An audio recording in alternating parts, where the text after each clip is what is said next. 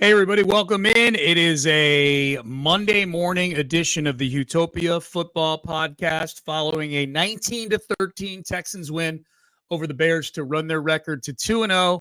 I am Sean Pendergast, one half of Payne and Pendergast. Just finished our Reaction Monday edition of Payne and Pendergast moments ago and getting the podcast out to you with a recap. If you missed Payne and Pendergast, you missed the post-game show. These are specifically my thoughts on the game. And the Texans and where they are right now. And where they are right now is a very, very exciting place at 2-0 for the first time since 2016 as I welcome you in here. And full disclosure, I'm exhausted. I went to the post-game show, went to 1:30 last night. I did pregame outside in the sun, watched the game like the rest of you. I was up in the press box, and then post-game went till 1:30. I'm working on about 2.5 hours of sleep right now. So this will be a quick one. It'll be succinct. It'll probably be a little incoherent, but kind of giving you my thoughts, 4 winners, 4 losers style, and just some general thoughts on the Texans and where we go from here. This is really exciting. Not only the fact that they're 2-0, but so is Minnesota that they play this weekend. They are each 2 of 9 2-0 teams to start the season. So if you had the Texans and the Vikings both being undefeated on your bingo card, I had the Texans being undefeated on my bingo card. But if you had this being a week 3 matchup of undefeateds, good for you. You thought much more highly of the Vikings than I did coming into the season. As far as last night go, first the administrative stuff. Quickly, a reminder to, if you haven't yet, it's week 2, man. We're 2 weeks in. It's now week 3. Subscribe to the podcast. Hit the subscribe button so you don't have to worry about anything. Wherever it is you're listening. If you're watching on YouTube, if you're streaming or listening on Spotify or iTunes, or certainly the Odyssey app, which is sort of the home of this podcast, hit that subscribe button. If you haven't yet, give us a rating and a review.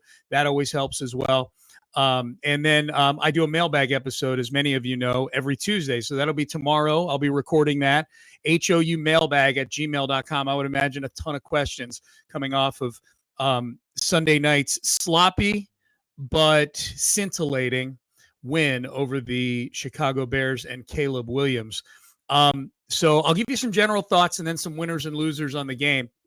Again, the Texans 2-0 for the first time since 2016. And I thought the crowd was amazing last night. I was really anxious to see if it was going to match the atmosphere. I was anxious and optimistic to see if the atmosphere would match the playoff game against Cleveland, which felt like the closest we'd been to being back, air quotes, back to peak level enthusiasm for Texans football.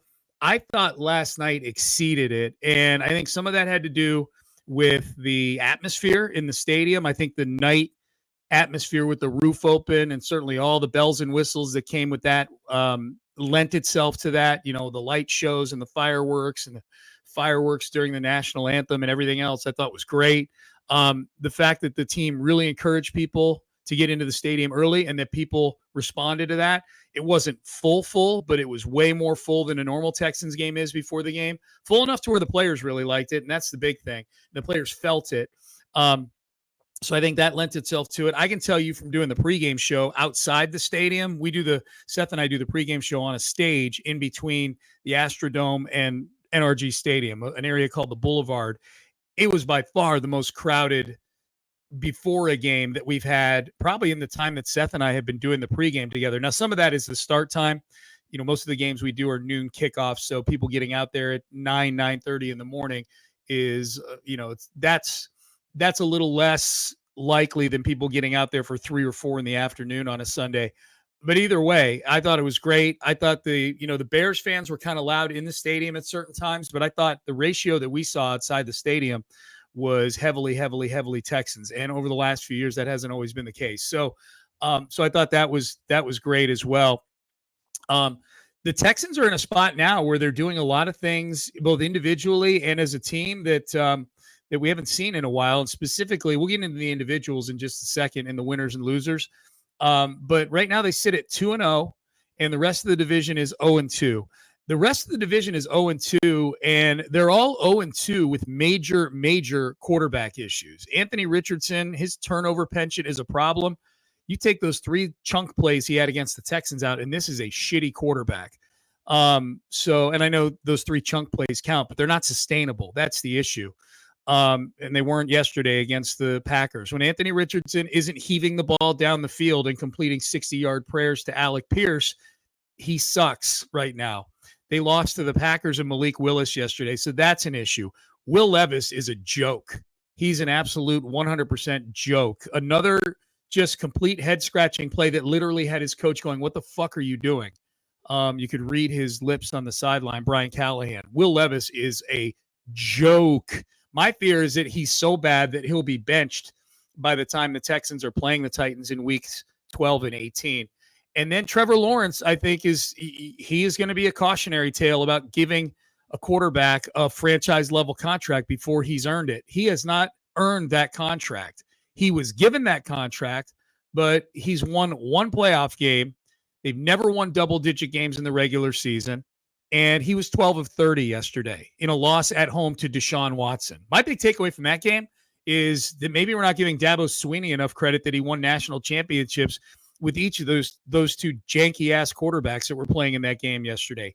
18-13, the final score. So not only are the Texans in a great spot in the division right now, just purely based on math, 2-0 with everybody else 0-2, but those 2 teams, like Baltimore's 0-2, they don't have quarterback issues. Cincinnati's 0-2.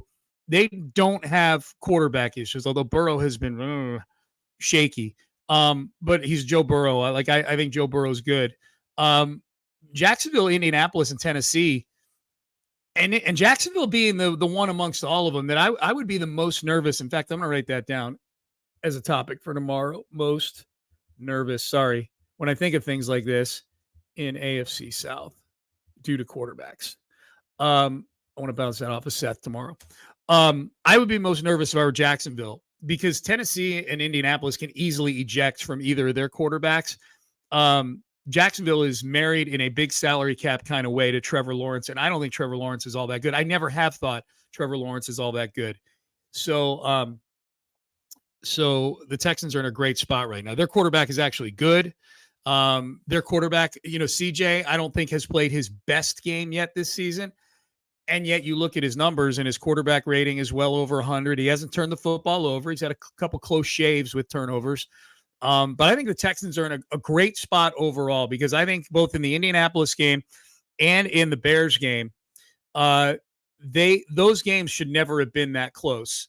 And so in one respect, you can criticize them for keeping those games close. But I think the reasons they were close were either unsustainable by the opposition. In the case of the Colts, I don't expect teams to hit 350-yard bombs over the top of the Texans defense every week, or they're very fixable. I don't think the Texans are an undisciplined football team. I think they had a bad night penalty-wise, and we'll get into that in winners and losers in just a second. But the Texans are 2-0, and I feel like they've played generally their B- game so far this season. I think they could be much better. They said that after the Indy game, at least offensively, they left a lot of meat on the bone. For me, this Bears game last night, the nation tuned in to see CJ Stroud and offensive fireworks. And what they got was they learned what swarm is all about. They got Texans defense. To put it into perspective, the Bears averaged 3.1 yards per play in that game last night. To give some context to that stat, because maybe not a lot of you follow exactly what yards per play. 3.1 sounds shitty by any measure, but just to contextualize how shitty that is, the Carolina Panthers last season in 2023 averaged 4.1 yards per play for the entire season. They were the worst in the league.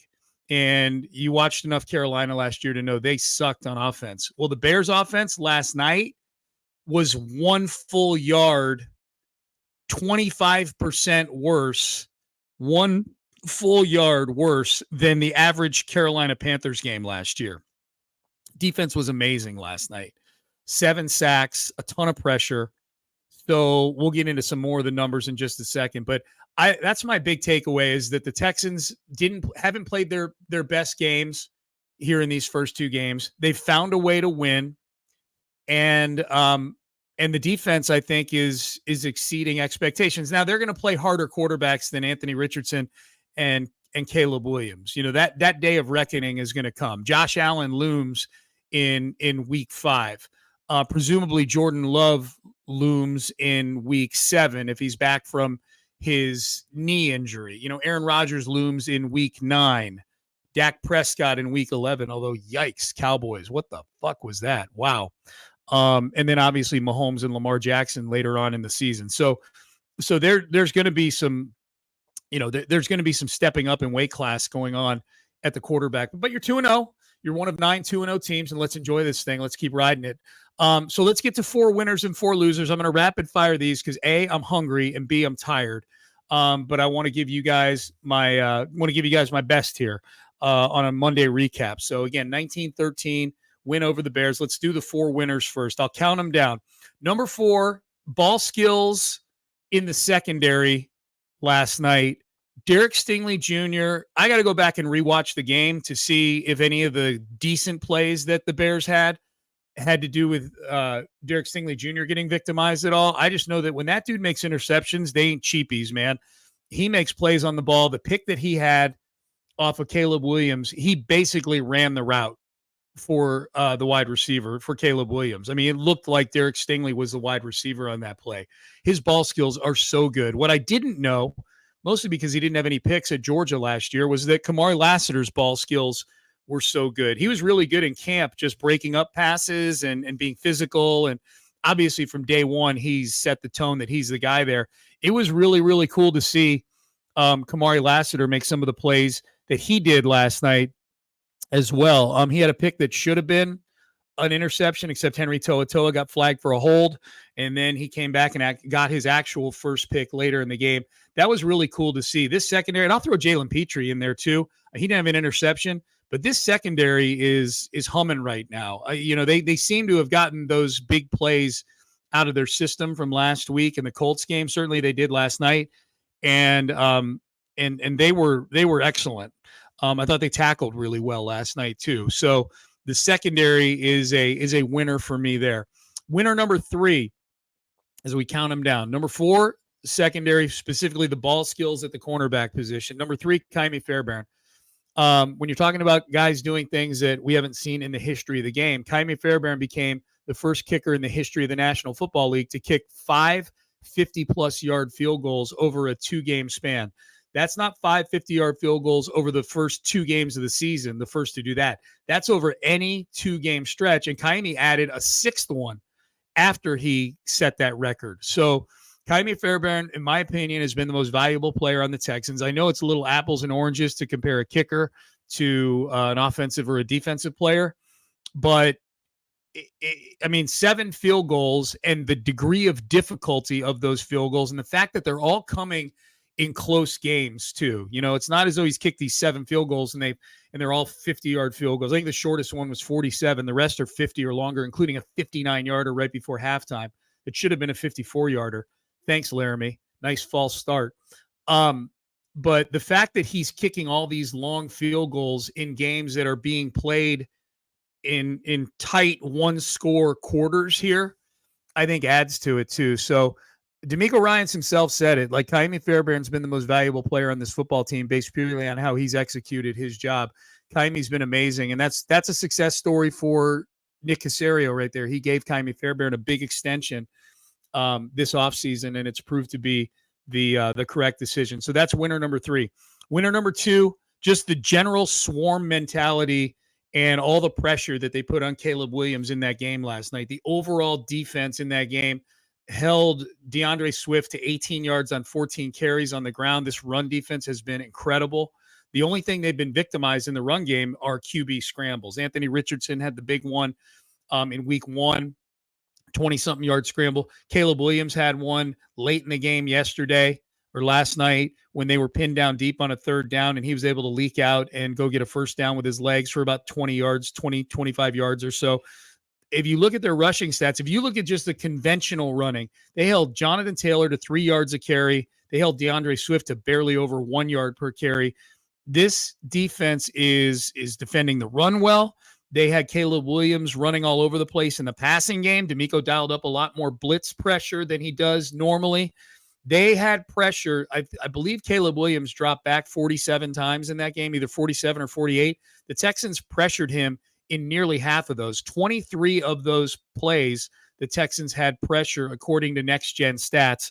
And among those 23 plays where they brought pressure, there were 36 guys pressuring, if you know what I mean. So some plays there was more than one guy bringing pressure. 10 different guys applied pressure to Caleb Williams. Say pressure one more time, son. Say it one more time. Pressure. All right. Billy Joel said it best. 1, 2, 3, 4. Pressure. But they did, man. They had Caleb Williams running all over the place. 7 sacks, 11 QB hits, some big hits on Caleb Williams. It didn't even factor into being in the pocket. Azeez Al-Shire seemed on a mission to kill Caleb Williams at some point in that game, like kill him dead on the field. So that was phenomenal to see. Like I said in the open of this podcast, I thought the nation tuned in for offensive fireworks, and what they got was a defensive explosion on Caleb Williams. Just a grenade dropped onto Caleb Williams with his body parts everywhere. That was great. So the swarm mentality is number 2. The number 1 winner, Nico Collins. I haven't watched enough of the other teams around the league to know if Nico's having the best season of any wide receiver. I know he has the most yards of any wide receiver. I have a hard time believing that a wide receiver has put together a better sizzle reel than Nico Collins has so far. Nico's had, in both of these first 2 games, he's had at least 3 catches in each of those games where you're like, holy shit, this is incredible. And he's got him in big spots too. My favorite part of the game last night was Nico getting the 15-yard penalty, which was bullshit, by the way. Tyreek Stevenson putting the finger in Nico's helmet. Referees either don't see that or choose not to see it, and then Nico pushes him away, mostly because he's going to get his eye poked out. And then they throw the flag on Nico. Very next play, first play of the second quarter, Nico goes 24 yards, or it's 2nd and 24. He takes it in for a touchdown, and he trucks a guy at the very, very end. That was really cool to see. Nico is just coming up in huge spots, and he's been doing that. Going back to that Colts game in Week 18, like Nico Collins has turned into a major, major crunch time player. Got to have it downs. Nico is the go-to guy. All right. Now the question is, when do we start to see other guys be, quote, the open guy? It really seems like CJ's got a thing with Nico. Diggs has not exploded offensively yet. It's been, kind of just dink and dunk with Stephon Diggs. A couple of touchdowns in week 1. That was cool. Tank has been kind of a non-factor. I don't know that that's going to hold up. So, we'll see. The way I look at it, with some of these guys, like, sometimes Jordan Alvarez goes through a spell where you're like, okay, well, he's been bad these 2 weeks, but I know he's going to hit. That's kind of how I feel about this offense. That they're going to hit eventually, and they're 2-0 while they're still trying to figure some things out. So Nico is number 1. Nico's incredible. This is what I'll say about Nico. This is all you need to know, and this is where I'll bring Nick Caserio into this conversation in the offseason that we had. In an offseason where they traded for Stephon Diggs, traded for Joe Mixon, signed Danielle Hunter, I'll throw Al-Shire in there, Danico Autry. They made all these moves, but particularly those top 3 moves. Diggs, Hunter, Mixon. Those were the moves that moved the Texans from, hey, they're kind of frisky and they're interesting, to Super Bowl contender. Those 3 moves are what did it, particularly Diggs and Danielle Hunter. The best move Nick Caserio has made this offseason thus far is giving Nico Collins an extension, 3 years, $72 million. That's been the best move in an offseason where they got Diggs, Hunter, Mixon, and others, and had a pretty good draft too, it looks like so far. The best move they've made is locking in Nico Collins for another 3 years after this one. After that 3 years doesn't kick until next year. Nico Collins is going to be the guy here for at least this season and 3 more. That so far is Caserio's best move.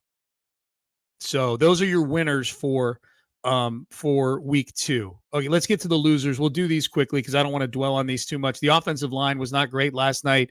The run game, 22 carries for 74 yards. The run game never got out of first gear. Joe Mixon got hurt. That was bad. We'll see what that is. That sucks. I hate that for Joe Mixon. It looked really bad. It looked worse than I'll say this. It looked really bad, and yet Joe Mixon is a badass. He was back in the game at one point, giving it a go. Eventually, they went to Cam Akers. And by the way, the offensive line not great in pass pro either. CJ got sacked 3 times and got hit 4 times, and it felt like way more than that. So the offensive line, after a pretty steady performance, especially in the run game in week 1, I thought took a step back in week 2, including Kenyon Green, who may have been their best O lineman in week 1. He had some Kenyon Green moments from his first year in the league last night. Again, not a 5-alarm fire, but they took a step backwards, and Minnesota's got a pretty good defense. So that'll be a tough environment. Indoors, on the road, it's going to be loud. Vikings fans are hyped right now. They're 2-0. That's a really good coaching staff in Minnesota.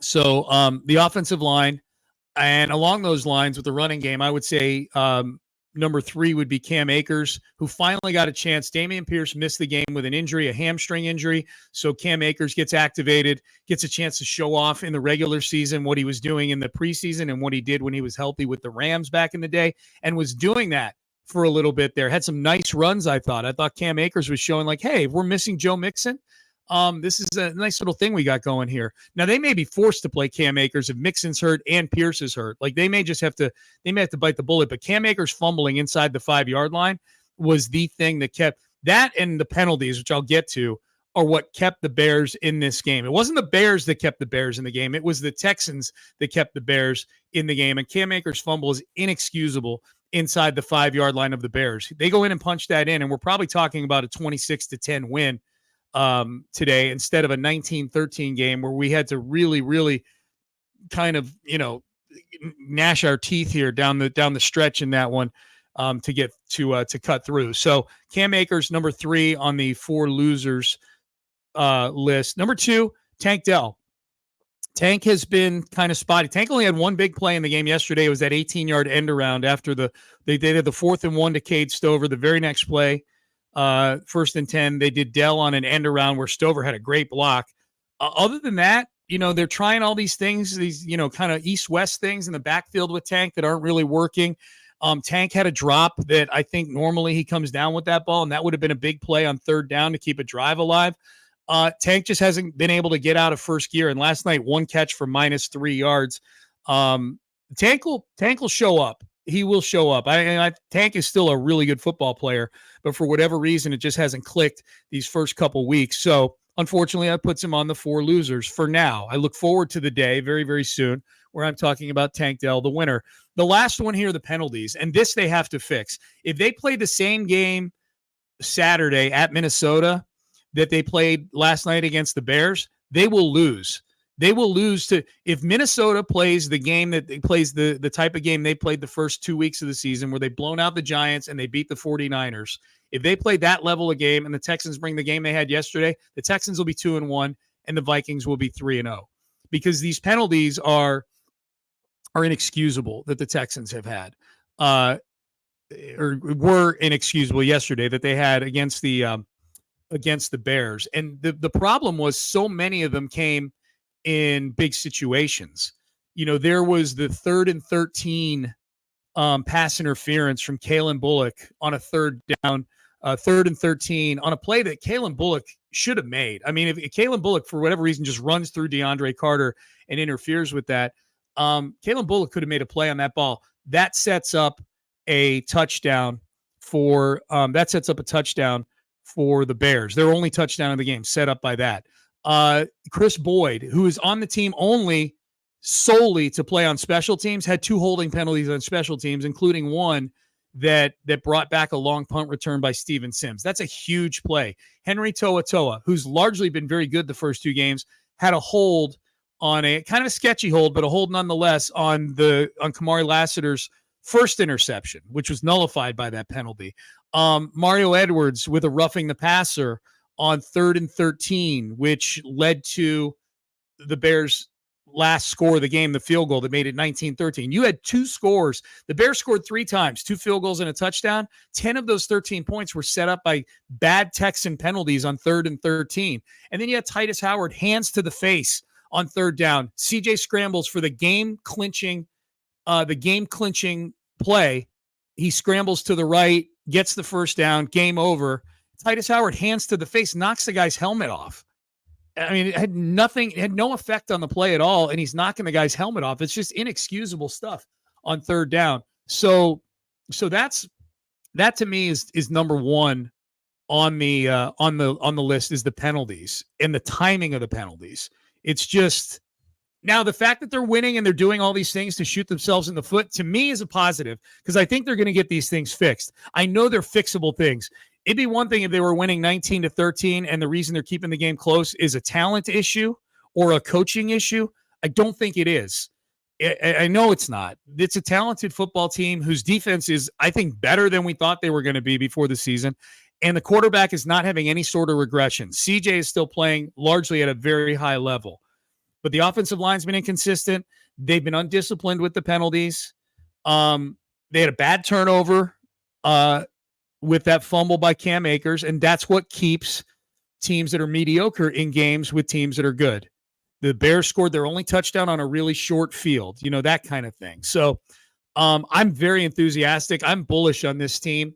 I am more bullish on them now being a Super Bowl contender than I was before the season, based on the fact that they're 2-0 and having not played their best football, plus 2 weeks into the season. Who the hell knows what's going on with all these other teams? The Chiefs could easily be 0-2 right now. The Ravens are 0-2 right now.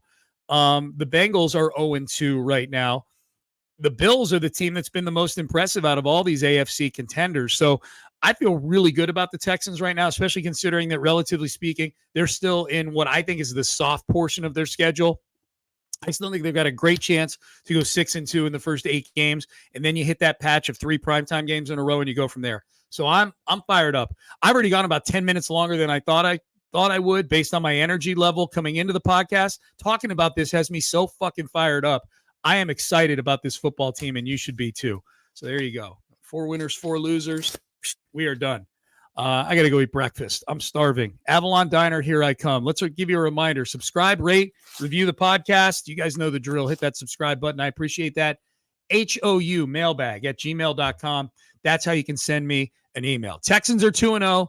This is awesome. We're having a blast. And you'll get a mailbag and a preview of the Vikings game coming up later this week. So until then, thanks to Anthony Irwin, my producer, and all of you for listening. Tell a friend about the Utopia podcast. We're out of time. I will see all of you tomorrow for a mailbag episode. Thanks for tuning in. We'll see you then.